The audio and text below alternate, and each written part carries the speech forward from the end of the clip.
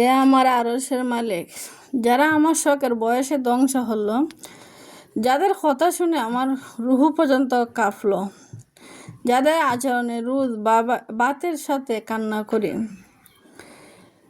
যাদের কারণে বেঁচে থাকতে হয় মৃত্যুর স্বাদ পাই, তাদেরকে আপনি ক্ষমা করবেন না। আমি শুধু অপেক্ষায় আছি, আপনার বিচারের অপেক্ষায়।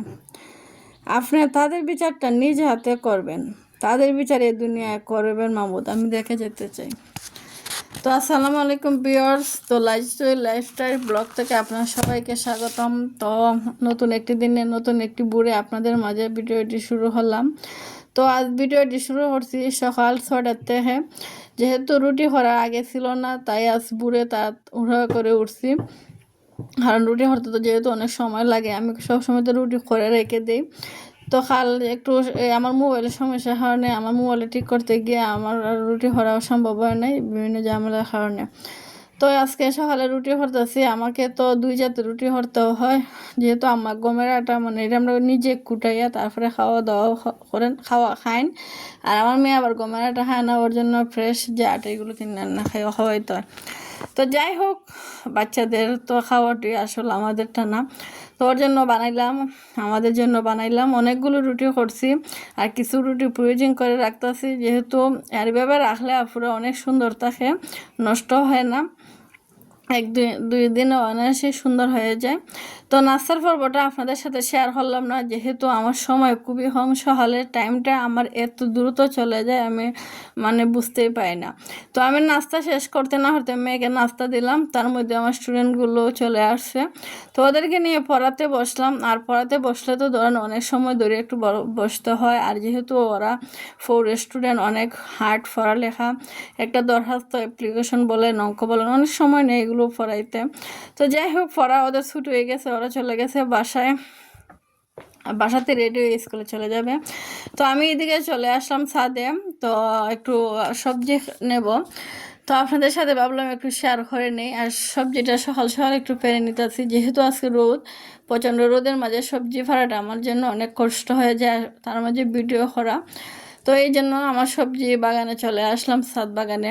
আর আমার ছাদ বাগানটা বৃষ্টিতে অনেক নষ্ট হয়ে গেছে, তো আস্তে আস্তে ঠিক করবো ভাবছিলাম, কিন্তু খড়ি বলে আর খরা হয় না, সময় কেন জানি দ্রুত বেশি চলে যেতেছে।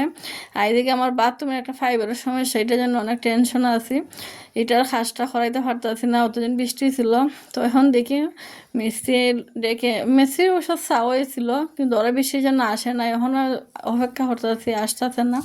তো দেখি কবে আসলে ওটা খাস শেষ করে তারপরে আমার ছাদ বাগানে মনোযোগ দেবো। আসলে টেনশন নিয়ে চলা যায় না, এত কিছু করাও যায় না।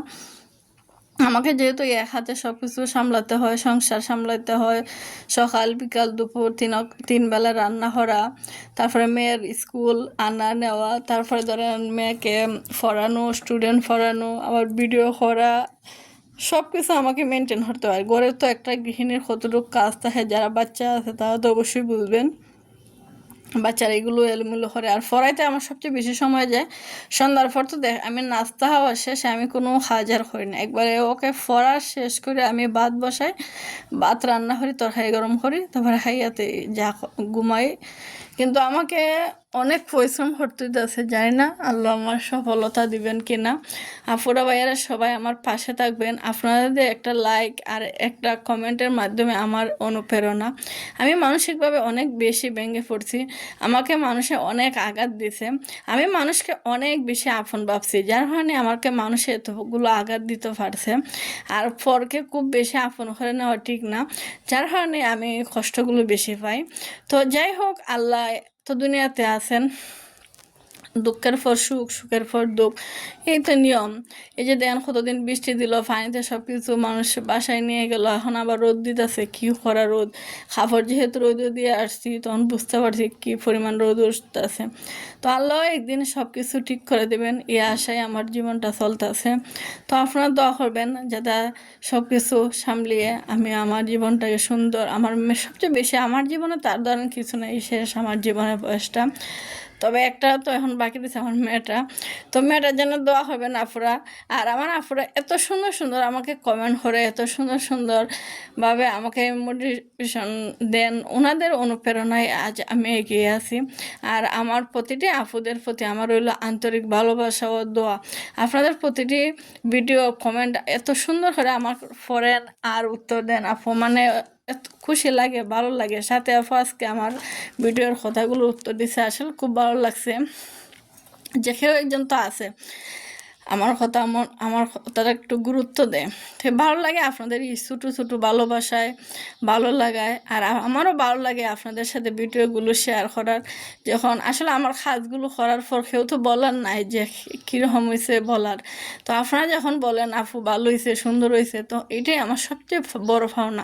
আমি জানি না ইউটিউব চ্যানেল আমাকে কি দেবে, আমি আর কি পাবো। তো আমি যা পাইতেছি আমার আপনাদের ভালোবাসাটাই পাইতেছি, এটাই আমার জীবনের সার্থকতা। এভাবে আমাকে ভালোবেসে যাবেন, পাশে থাকবেন আর সুন্দর সুন্দর কমেন্ট করবেন। আপনাদের একটা কমেন্টে আমার একটা ভিডিও বানানোর অনুপ্রেরণা। গতকালকে আমার মোবাইলটা নষ্ট হয়ে গেছিলো, আমি 3 ঘন্টায় আমার মোবাইলটা ঠিক করছি শুধু আপনাদের সাথে ভিডিওটা শেয়ার করার জন্য। কারণ আমার সবচেয়ে ভালো লাগার জায়গাটা রয়েছে আমার ইউটিউব প্ল্যাটফর্ম। যখন আমি ইউটিউব প্ল্যাটফর্মে কোনো সময় যে কাজ করব কি আপনাদের সাথে ভিডিও শেয়ার করব, এটা আমার কোনো দিন কল্পনা ছিল না। এটা আমার স্বপ্নের মতন ছিল। ভাবতাম যে এটা যে কী মহান, এটা কে করবো আর কী আর হবে, এত ঝামেলা আমার আসলে। আর তখন আমি স্কুলে ছিলাম, যেখানে আমি এত সময় পাইতাম না। এখন যেহেতু রুমে থাকি আর অনেক সময় আমি অনেকভাবে ধরেন ডিপ্রেশনে চলে গেছি। তো 4-5 বছর ধরে ডাক্তারও বলতেছে আপনি ব্যস্ত হন, ব্যস্ত হলেও তো আপনি একটু সুস্থ হবেন।